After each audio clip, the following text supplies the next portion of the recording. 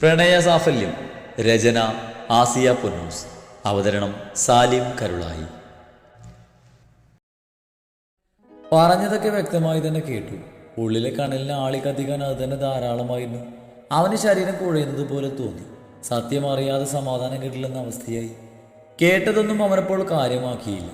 തൻ്റെ പ്രണയം അത് നീളെ തന്നെയായിരിക്കണേ എന്നായിരുന്നു അവൻ്റെ പ്രാർത്ഥന. മുന്നോട്ടെടുത്ത് വെച്ച കാല് പിൻവലിക്കാൻ അവന് തോന്നിയില്ല. രാജനെ കാണാൻ തന്നെ തീരുമാനിച്ചു. ഒന്നും കേൾക്കാത്ത ഭാവത്തിൽ ശബ്ദമുണ്ടാക്കിക്കൊണ്ട് അവൻ സ്റ്റെയർ ഇറങ്ങി. ആ ശബ്ദം കേട്ട് അച്ഛനും മകളും സംസാരം നിർത്തി. ശ്രീ എങ്ങോട്ടാ? കീ കറക്കി പുറത്തേക്ക് നടക്കുന്നവനോടായി അവൾ ചോദിച്ചു. ഞാനൊന്ന് പുറത്തു പോവാം അവൻ സാധാ പോലെ പറഞ്ഞു. എങ്കിൽ ഞാനും വരുന്നു, നില ഉത്സാഹത്തോടെ പറഞ്ഞു. വേണ്ടടോ, ഞാൻ വീട് വരെ പോകുക.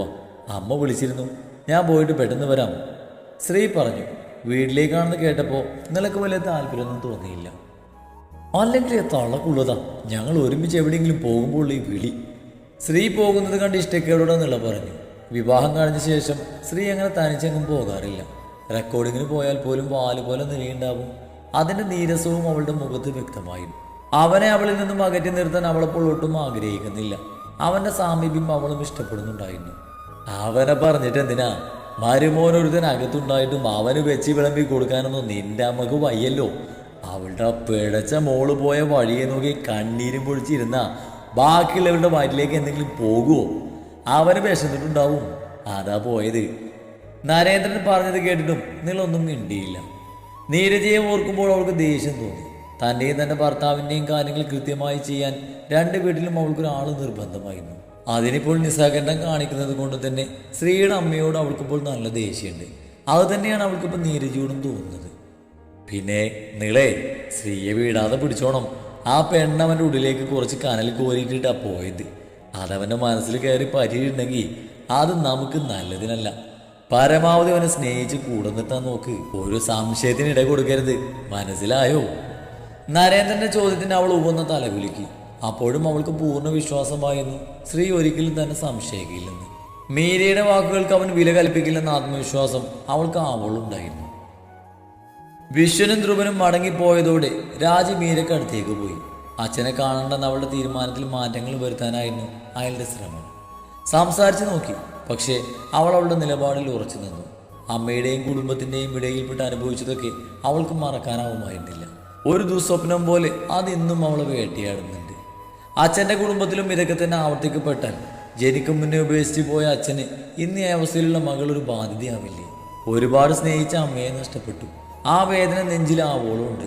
അച്ഛനെ കണ്ട് സ്നേഹിച്ചൊടുവിൽ നഷ്ടപ്പെട്ട വേദനിക്കേണ്ടി വരില്ലേ? ഇന്നും ആ അച്ഛനോട് സ്നേഹമുണ്ട്. ആരെന്നറിയാത്ത, എവിടെയാണെന്നറിയാത്ത ജന്മം നൽകിയ അച്ഛനോട് സ്നേഹമുണ്ട്. പക്ഷേ കാണാൻ ആഗ്രഹം തോന്നുന്നില്ല, സ്നേഹിക്കപ്പെടാൻ കൊതിയുമില്ല. ഇനിയും ശത്രുക്കളുടെ എണ്ണം കൂട്ടാൻ വയ്യ. ഒപ്പം ഇനിയും ആർക്കും ബാധ്യതയാവുവാനും വയ്യ. എന്ത് ജോലി ചെയ്തിട്ടായാലും സ്വന്തമായൊരു വരുമാനം മാത്രമേ അവൾ ആഗ്രഹിക്കുന്നുള്ളൂ. അവൾ അതിൽ തന്നെ ഉറച്ചു നിന്നപ്പോൾ രാജന് പിന്നെയൊന്നും പറയാൻ തോന്നിയില്ല. എത്ര വേണ്ടെന്ന് പറഞ്ഞാലും അച്ഛൻ തന്നെയാണ്. ഒരു ദിനം ആ സർവേശ്വരൻ അച്ഛൻ്റെ അടുത്തേക്ക് അവളെ എത്തിക്കും. ആ ദിനത്തിനായുള്ള കാത്തിരിപ്പിലായിരുന്നു രാജി. ഇവരിങ്ങനെ ഇരിക്കുമ്പോഴാണ് കോളിംഗ് ബെല്ല് മുഴങ്ങുന്നത്. കേട്ടപാടെ കൃതി എഴുന്നേറ്റ് താഴേക്ക് പോയി ഡോറ് തുറന്നു.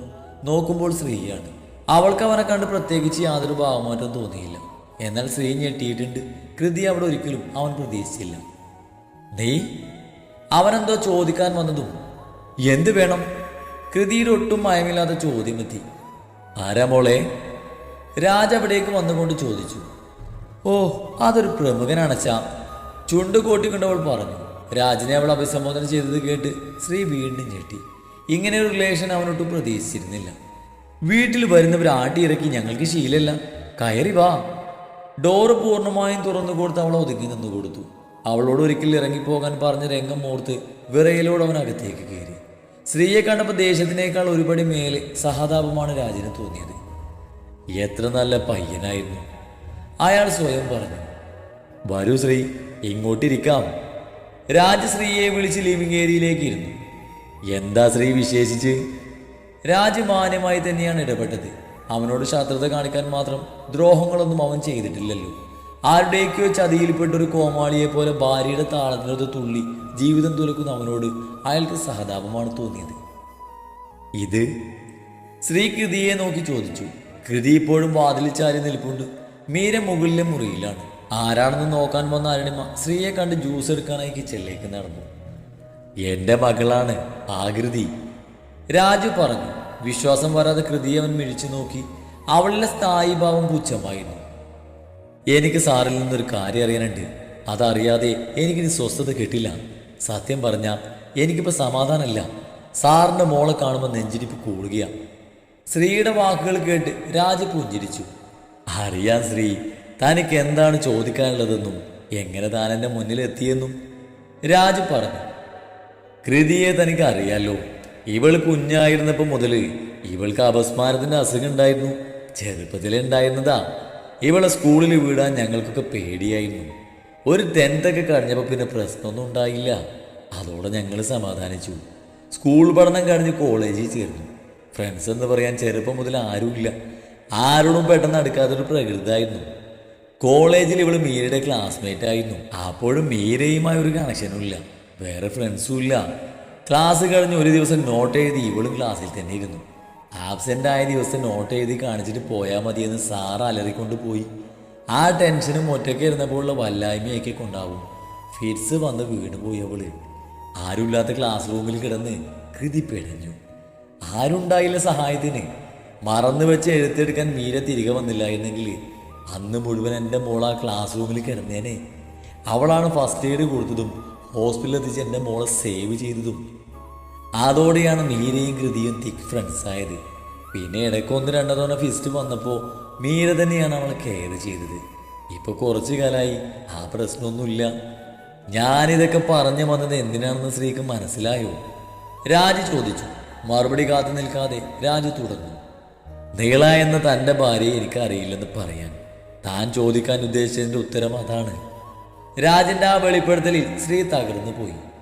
തൻ്റെ പാട്ടുകൾ എന്നെ കേൾപ്പിച്ചതും തനിക്ക് വേണ്ടി എന്നോട് റെക്കമെൻഡ് ചെയ്തതും മീരയാണ്. ഇത് വിശ്വസിക്കുന്നതും വിശ്വസിക്കാത്തതും തൻ്റെ ഇഷ്ടം. പക്ഷേ പറയാനുള്ള ബാധ്യത എനിക്കുണ്ടെന്ന് തോന്നി. രാജിൻ്റെ വാക്കുകളിൽ ഭൂമി പിളർന്ന് താഴേക്ക് പോയിരുന്നെങ്കിലെന്ന് അവൻ ആശിച്ചു.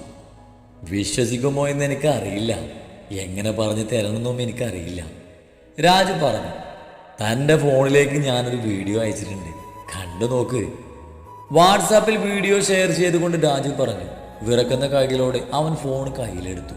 വാട്സപ്പ് തുറന്ന് രാജിൻ്റെ ചാറ്റ് ഓപ്പൺ ചെയ്ത് ആ വീഡിയോ പ്ലേ ചെയ്തു. സ്ക്രീനിൽ മീരയുടെ മുഖം തെളിഞ്ഞു, കാതിൽ അവളുടെ ശബ്ദവും. ഹോസ്പിറ്റലിൽ വെച്ച് ഷൂട്ട് ചെയ്ത വീഡിയോ ആയിരുന്നത്. അതിലവളുടെ സൗഹൃദവും പ്രണയവും സ്വപ്നങ്ങളൊക്കെ ഉണ്ടായിരുന്നു.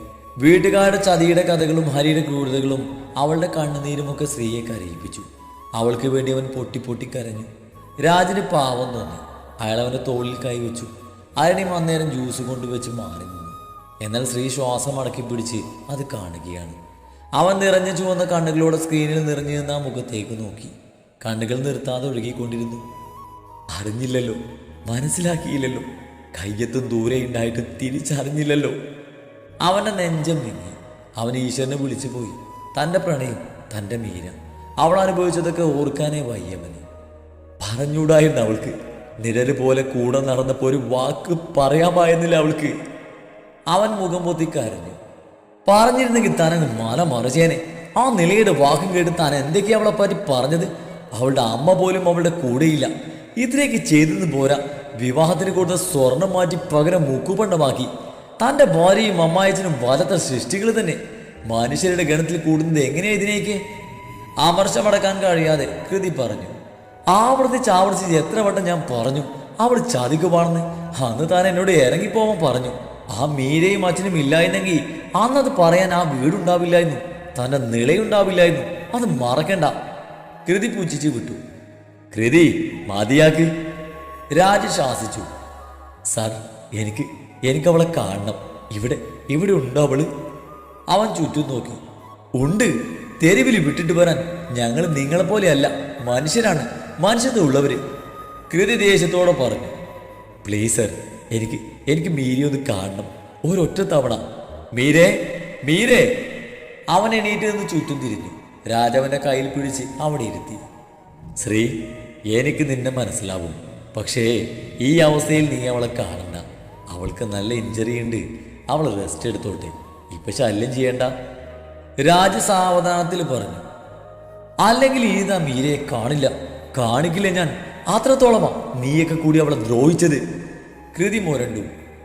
ആകൃതി അവളെ മനസ്സിലാക്കാതെ എന്തൊക്കെയോ വിളിച്ചു പറഞ്ഞു. അത് സത്യമാണ്. പക്ഷെ അതല്ലാതെ ഞാൻ കാരണം മീരയ്ക്ക് ഒരു ദ്രോഹം ഉണ്ടായിട്ടില്ല. പറഞ്ഞു പോയ വാക്കുകളോർത്ത് എന്നെ നെഞ്ച് നീറി പുകയുന്നുണ്ട്. അതിനൊരു മാപ്പ് ചോദിക്കാനാ കാണുമെന്ന് പറഞ്ഞത്. ഞാൻ സ്നേഹിച്ചത് മീരയാണ്, അവൾ സ്നേഹിച്ചത് എന്നെയും. ഇന്നും എൻ്റെ സ്നേഹത്തിന് ഒരു കോട്ടവും വന്നിട്ടില്ല. ഞാൻ പ്രണയിച്ചത് ആ എഴുത്തിൻ്റെ അവകാശിയാണ്. എന്നിട്ട് ആ അവകാശിയെ ഞാൻ തന്നെ അവഹേളിച്ചു, കുത്തി നോവിച്ചു. എനിക്ക് മാപ്പ് പറയണം. ഒപ്പം അവളോട് പറയാൻ നെഞ്ചിൽ കൂട്ടിവെച്ചതൊക്കെ പറഞ്ഞു തീർക്കണം അവളോട്. ഇടറിയ സ്വരത്തിൽ ശ്രീ പറഞ്ഞു. തനിക്ക് നാണല്ലേ? കൃതി ദേഷ്യത്തോടെ പറഞ്ഞു. അതിന് വേദന കലർന്നൊരു ചിരിയാണ് മറുപടി കിട്ടിയത്. പഴയ പ്രേമം പൊടിത്തരി എടുക്കാനാണ് ഉദ്ദേശം. അപ്പൊ അവളെ എന്ത് ചെയ്യും, ആ നിളയെ? കൃതി പൂച്ചത്തോടെ ചോദിച്ചു. ശ്രീയുടെ മുഖം മാറി. ആ മുഖത്ത് അരിശം നിറഞ്ഞു. അവൾക്കും അവളുടെ തന്തക്കുള്ളത് ഞാൻ കൊടുക്കുന്നുണ്ട്. മീരയോട് ചെയ്ത ഓരോ തെറ്റിനും രണ്ടിനെയും കൊണ്ട് കണക്ക് പറയിപ്പിക്കും ഞാൻ. അവൻ അരിശത്തോടെ ചാടി എഴുന്നേറ്റു. ഞാൻ വരും. എൻ്റെ ഭാര്യ എന്ന് പറയുന്നവൾ എൻ്റെ ജീവിതത്തിൽ നിന്ന് തുടച്ചു മാറ്റിയിട്ട് അവൾ അർഹിക്കുന്ന ശിക്ഷ നൽകിയിട്ട് ഞാൻ വരും മീരയെ കാണാൻ. അന്ന് ആരും എന്നെ തടയരുത്. പറ്റിയ തെറ്റുകൾ തിരുത്തണം എനിക്ക്. അതിനു മുമ്പ് ഒരു ശുദ്ധികലശം ആവശ്യമാണ്. വീട്ടിൽ ഞാൻ ഒന്നിനെയും. അതും പറഞ്ഞ് ശ്രീ പുറത്തേക്ക് പാഞ്ഞുപോയി. കൃതിക്ക് പ്രത്യേകിച്ചൊന്നും തോന്നിയില്ല. അപ്പോഴും അവളുടെ മുഖത്ത് പുച്ഛം മാത്രമായിരുന്നു. ശ്രീ പോകുന്നത് കണ്ട് അവൾ സ്റ്റെയർ കയറി മുകളിലേക്ക് പോയി.